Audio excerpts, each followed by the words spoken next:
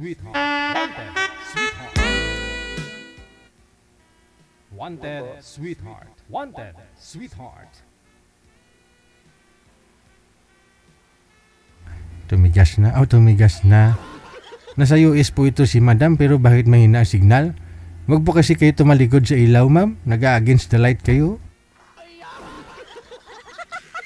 Yung ilaw po dapat ho nasa harap mo para makita ang beauty.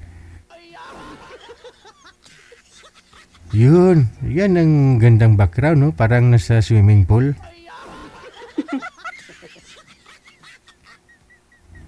Okay. Sige ho, tanong po kayo Ma'am Mari kay Sir Junior. Ito muna magtanong, ma'am. Mahina po yung busis yung sir, daw wala kakaon sir. Nasobraan sa busog, sir. Ba't mahina? Iangat mo nga ho yung cellphone mo sir. Di niyo po maririnig ma'am? Mahina po. Ayun nga eh. Mahina po. Ayan, sige pa, itudo mo pa. Baka. Sige ma'am, tanong po kayo ma'am.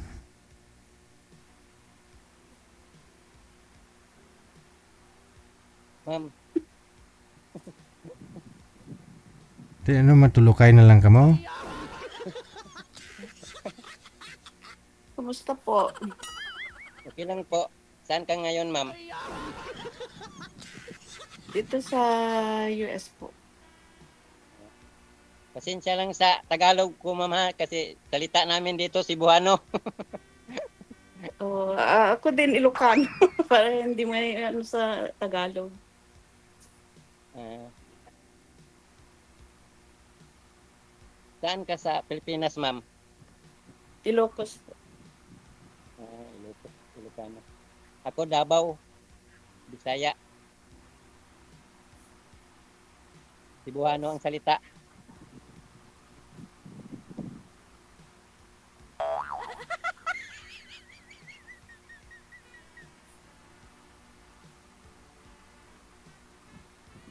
Ilan anak mo, ma'am? 5.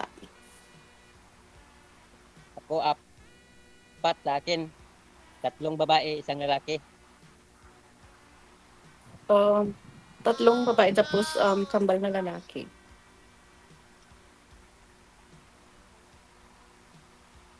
Ilan ang edad mo, ma'am? 51. Ako, 55 ako.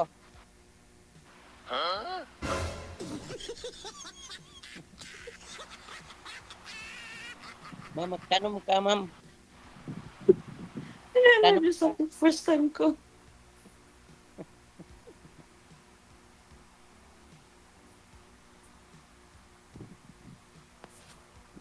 Saan ka ngayon, ma'am? US nga ni. Ang US nga ni.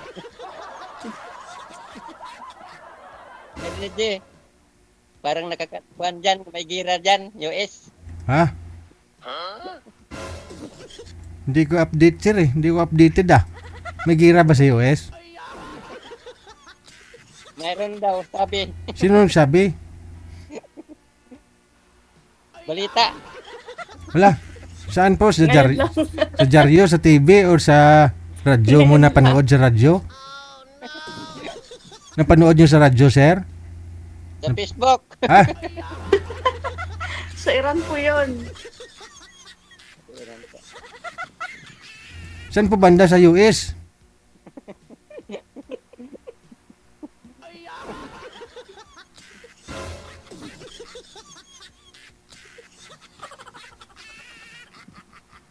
Huwag naman sana. Sa langaw. Pangilang sali nyo na ho ito, sir? Pangatlo. Pangatlo na. Yung una at pangalawa, kamusta po? Yung una, taga Pangasinan yun. Ayaw sa akin kasi matanda siya eh. Matanda ng taon. Yung Matanda. pangalawa, punta dito yung pangalawa, sir. Taga sa amin din. Pangalawa, malapit lang ho sa inyo. Tapos? Nagpunta dito. Kaso lang, parang natakot. Kasi Oh. malapit rin yung bahay sa asawa ko. Ah, Nagpunta dito. Gusto niya doon ako magtrabaho sa kanila. Ano nga po trabaho nun? Saang lugar? Yung doon sa kwan doon, sa Mate. Ano nga po trabaho nun? One manager sa salon. Yun nga po, nagkwento ho siya dito, sumali ho siya dito. Takot to sa sayo. Kasi yung asawa mo, andyan, magulo daw yung sitwasyon, no? Andyan lang ho asawa mo, malapit lang. Hindi naman magulo sir kasi taga rito naman talaga yung asawa ko. Tapos Kaso lang wala naman siya may kasama na pagkatapos nagpirmahan na kami sa barangay, walang pakialaman. napanood niyo po ba yung pag-join niya dito ulit? Naikwento niya po yun dito? Hindi ko napanood. Yun lang, panoorin mo po sir. Kasi sinabi niya po yun dito kung ano yung feeling niya, anong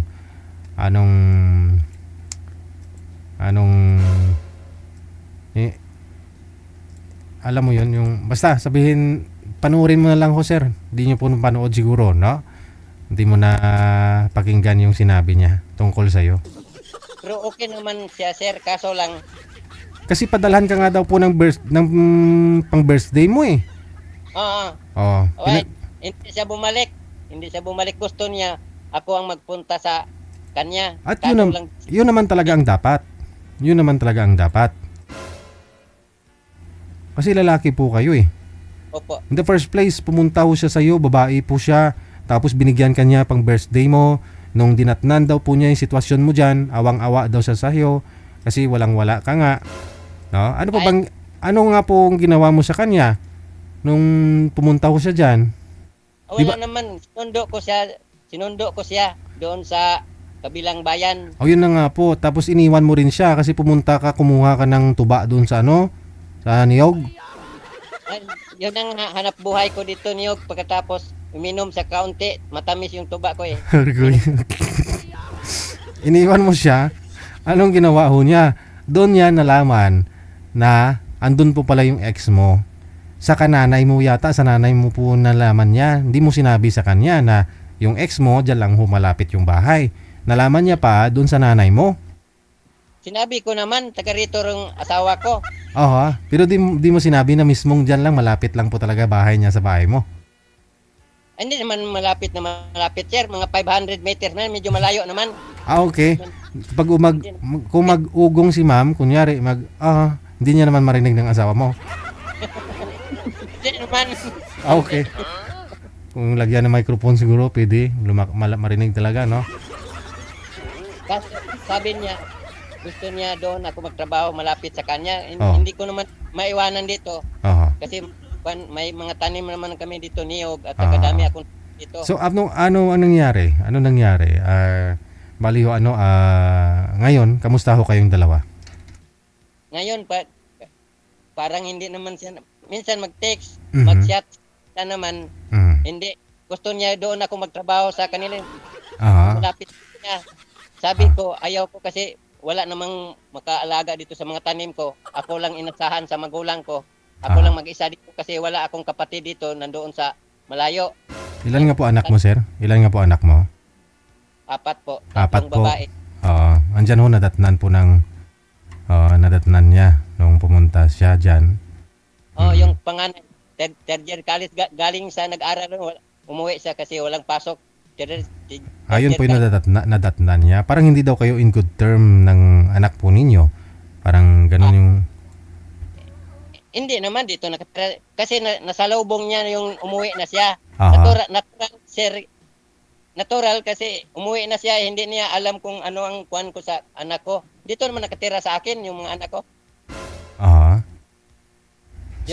Yung bunso ngayon nandoon sa nanay yung bunso. So anong approach? Ano po ba approach ng anak mo doon sa kay ma'am? Yung bunso, yung pangalawa ko nandyan sa Pampanga. I mean, ano po nung magkita ho sila, magkasalubungan na ho sila, na hinatid mo si ma'am pauwi, no? Nung makita ho ng anak mo, anong ginawa ng anak mo sa kanya? Nagtanong sa akin, sino yun? Papa, tawag sa akin Papa. Yung sabi ko yung ka-video call ko. Wala namang kuwan yung anak ko. Okay naman. Okay. Okay naman, wala namang anak ko kasi nagpaalam naman ako. Mhm. Pagkatapos, siya lang ang takot, sir.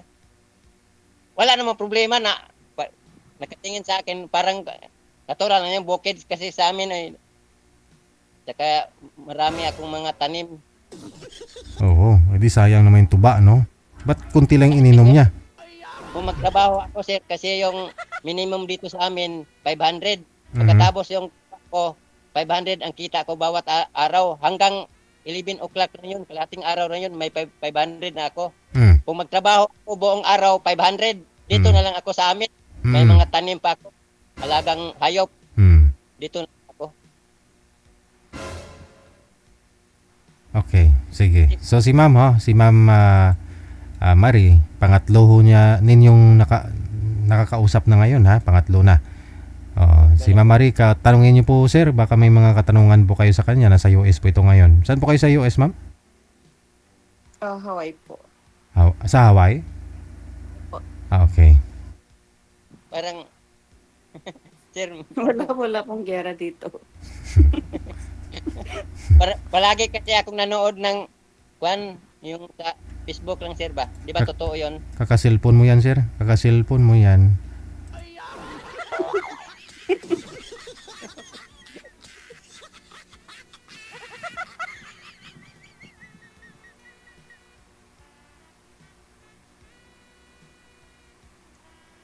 Kailan uwi mo ma'am?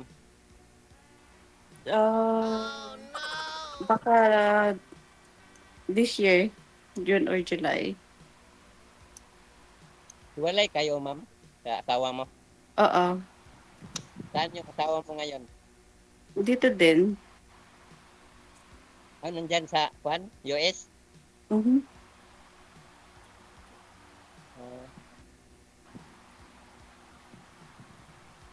Tagal ako dyan sa, Manila dyan sa Mandaluyong, 10 years ako dyan. Dyan ako nagtrabaho yung binata pa ko. Sa Mandaluyong. Mm. Aircon technician. Umuwi lang ako dito kasi namatay yung kapatid ko at saka yung tatay ko, wala nang nag-alaga ng niyog. Umuwi ako dito. 10 years ako dyan sa Mandaluyong. Nandyan yung anak ko sa Pampanga. Hindi ko alam kung saan sa Pampanga. Yung pangalawa kong anak nag-aral ng tourism yung niya. Ngayon, dalawa lang kami dito. Yung pangatlo ko grade 8. Kasi yung panganay ko third year college, doon nag-aral sa kabilang bayan. Umalis kanina kasi bukas may pasokan na bukas. Ngayon, dalawa lang kami dito, anak ko. Wala namang problema dito, sir, kasi parang naawa siya, sir. Akala niya, sir, hindi ko kaya siya buhayin, sir. Yan na nga ho yung sinasabi niya kasi nga marami kang pinapaaral, no? Kita niya daw yung sitwasyon mo dyan. Kaya napaisip po siya. Natural lang yun. Hindi naman ako nagtrabaho kasi may inasahan naman ako dito. May mga tanim na ako, may niyugan kami, may okay naman sa akin dito kahit may asawa ako. Kaya ko naman paaralin yung mga anak ko. Kasi dito, mura lang yung dito kasi public. Yung elementary dito. Kita nyo naman ho yun, sir, yung beauty niya kasi manager sa salon, no? Kita mo naman puro gold yung katawan. Siguro kaya mo ho yan mabuhayin yung sarili mo, siya kaya mong buhayin, pero siguro baka kulang na lang sabihin niya hindi mo siya mabigyan ng luho.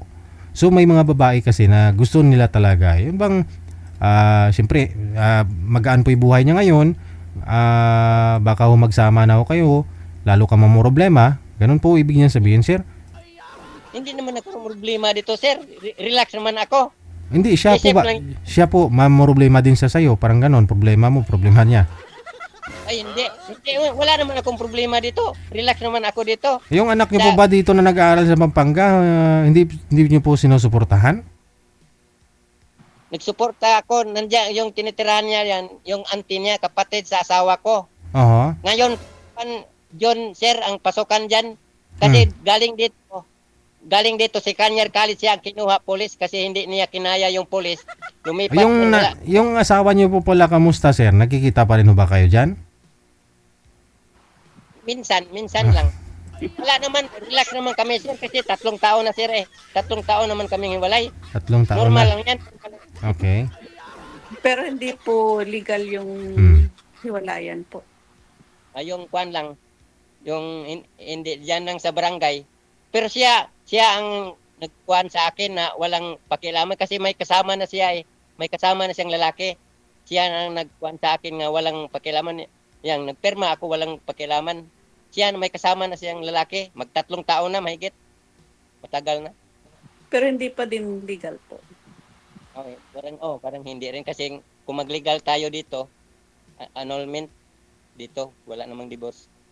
Mhm. Pero ma'am, wala na kami, matagal na. May asawa na nga siya eh. Sa akin lang maghanap ako kasi nasanay na tayo may asawa kasi 21 years na kami nagsama. Hindi naman kami nag-away, kaso lang bata pa kasi yung asawa ko. 14 years ang kuan namin, ang tanda ko. Bata pa yung asawa, naghanap ng kaligayahan, Sir DJ. Naghanap ng kaligayahan. Hindi naman kami nag-away. Okay naman ang kuan namin dito, buhay.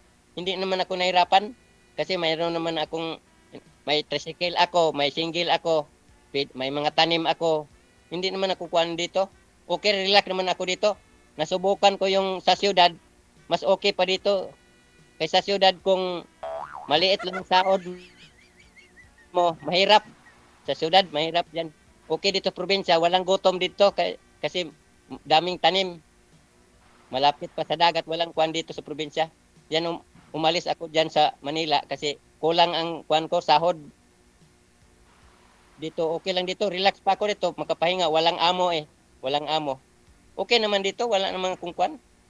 Naghanap lang ako lang kuan. May kasama kasi minsan ako lang mag-isa. Ngayon, dalawa lang kami dito sa anak ko na babae, grade 8. Saan ho yung magulang mo, sir? Dito, kuan, dito sa kabilang bahay kasi dalawa yung bahay. Dito sa kabilang bahay, nandoon yung magulang ko. Wala na akong tatay, sir. Nanay na lang. So yun po isang rason na ayaw mong alisan, no? Kasi nandyan mo, nag-iisa lang nanay mo. Di, okay naman, sir. Pwede naman ako umalis kung wala akong kuan dito. Walang inalagaan ng mga tanim. Pwede naman kasi pwede naman padalhan ko ng pira. Kaso lang, kuan kami dito. Daming tanim, mga niyog, may, mga baboy, may manok. Hindi naman maiwanan yan, sir. Yan, pagkatapos kung magtrabaho ako, ang minimum dito, 500 lang. 500 lang araw dito sa probinsya, ang minimum. Pagkatapos dito sa akin, kaya ko naman 500 isang araw. Makatanim pa ako, mag-alaga pa ako ng hayop, alaga ng baboy, manok. Okay dito, kung magtrabaho tayo, hindi tayo. Gusto nga ho niya, makasama ka. Kung willing ka na, interesado ka sa kanya. Ngayon, di mo kaya. Siya ho, paano kasi yan, no? Kasi gusto niya ho kasi, kung gusto mo, desidido ka, pupunta ka doon sa kanya, doon ka magtrabaho sa city. No? Alam nga naman ho siya ang pupunta daw dyan sa probinsya, no? Mong gagawin niya kasi may puno ng cutex yung kuko, tapos gusto mo magbahog baboy? Yan lang, sir. Yan lang mahirap, sir. Hindi ko talaga maiwanan dito kasi pwede ako punta sa kanya pero hindi matagal, mga ilang araw lang kasi paano yung dito yung mga tanim ko, may alaga ako. So, mas matimbang pa rin yung alaga mo kaysa sa kanya, doon niya na isip-isip na hindi ka interesado. Gusto niya ho kasi, interested ka lang ho pala, pero hindi mo kayang i-give up ba? Kasi hindi mo siya kayang paglaban, ganun. Pwede na, pinaglaban ko naman, sir, pero gusto dito siya tumira. Ayaw nga po niya kasi may trabaho naman ho siya doon. Titira ho siya dyan para yung kuko niya matanggal yung extension. Kasi nga yung kuko niya may extension yung kuko, tapos punong-puno pa ng gold yung mga daliri. Pakuy-kuyon mo sa lupa? Hindi naman, sir. Dito, kung may yung asawa ko, hindi ko naman pinatrabaho dito. Ako raman. Ako lang, pahinga na dito. Papahinga lang ho siya? Opo. Ihiga lang, ganon. Higa lang. Sarap nun Tapos inom ng tuba paggabi. Oo. Ganyan ang buhay ko dito, sir. Ngayon, uminom ko kanina. Hindi naman ako lasinggiro. Uminom ako 2 baso. Yan lang. Tulog. Yan lang. Kasi may huwag mong sobrahan kasi ayon sa DOH talaga, isang baso lang talaga. No, equivalent na ho yan ng isang Yakult. No? Kasi may mga prebiotics yung tuba. Yun po yung makukuha mong benefits. Kasi pag sobra na ho yun, sir, no, may posibilidad na uminit na yung sikmura mo, atay mo na rin madadali.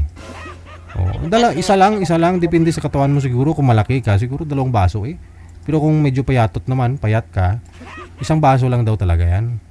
No? Tumaba ko sa Manila, sir, kasi yung trabaho ko, relax lang sa Manila. Taba ako doon. Oo. Dito, medyo payat ako dito kasi paikot-ikot, mamasada ng tricycle, Oo. punta sa Si, Sondo ng si estudyante. madam naglo-loading na.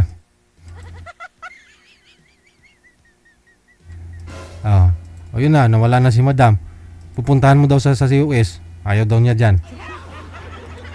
Paano ho yan? Umalis na. Oh. Paano ho yan, sir? Pupuntahan mo sa US si madam? Dun sa Hawaii? Hindi, hintayin ko lang sa Kwan. Puntahan ko sa Ilocos. Sa Ilocos mo na lang pupuntahan? Abangan ko sa Ilocos. Oo, mas maganda ho yan, no? Puntahan mo lang sa Ilocos magbakasyon, ha? So, sige.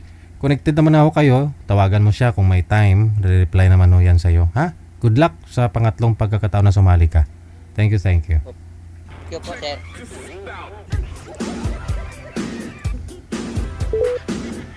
Umalis si madam, no? Nawala yung signal.